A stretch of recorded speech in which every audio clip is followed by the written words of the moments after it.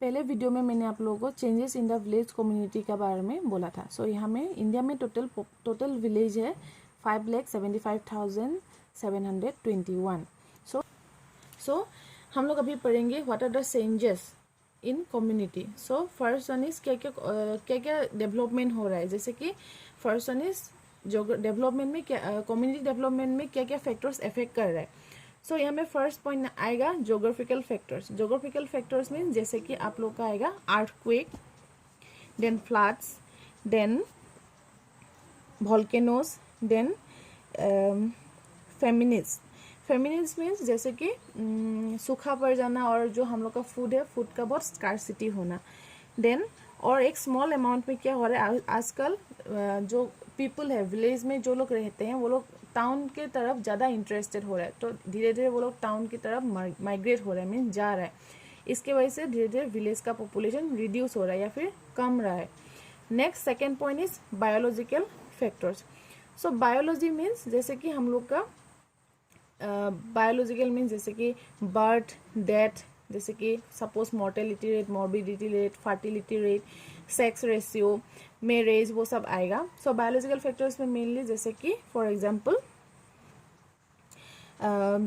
जैसे कि fertility rate determine करता है कि कितना पॉपुलेशन होगा। फॉर एग्जांपल एक विलेज में कितना एलिजिबल कपल है उसका हिसाब से, और मैरिज कितना मैरिज हुआ है उसका हिसाब से जितना प्रेगनेंसी होगा उतना ज़्यादा पॉपुलेशन बढ़ेगा।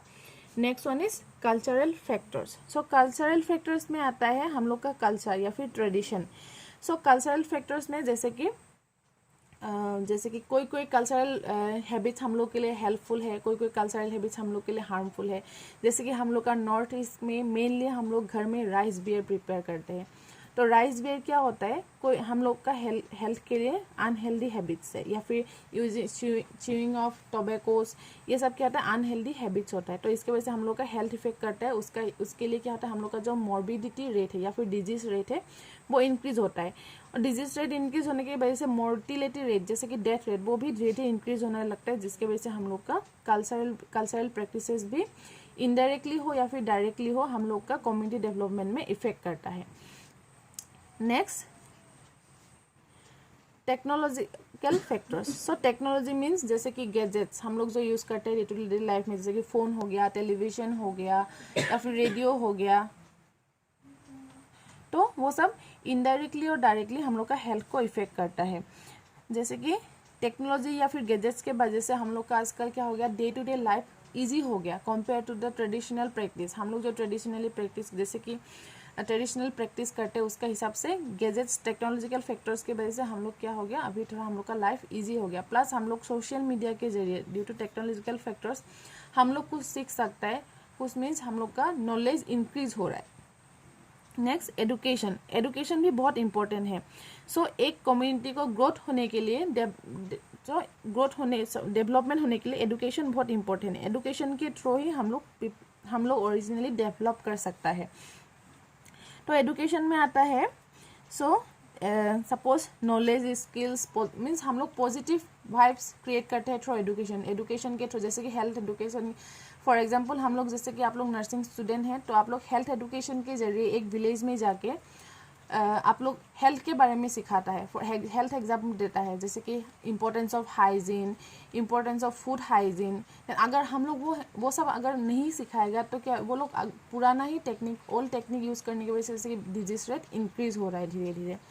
देन सो एडुकेशन इसलिए डेवलपमेंट में बहुत इंपॉर्टेंट है। एडुकेशन बहुत इंपॉर्टेंट रोल प्ले करता है इन डेवलपमेंट, सिर्फ कम्युनिटी डेवलपमेंट में नहीं है, एज ए पर्सनल डेवलपमेंट में भी एडुकेशन हम लोग के लिए बहुत इंपॉर्टेंट है।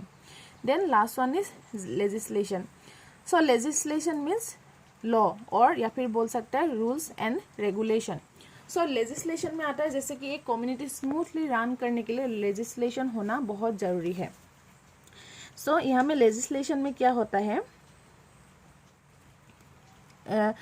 सोशल लेजिस्लेशन में जैसे कि कम्युनिटी का कुछ रूल्स रेगुलेशन होता है, सब लोग उसको या कभी कभी ये रिटन फॉर्म में होता है और कभी कभी ये विदाउट वर्बल फॉर्म में भी होता है।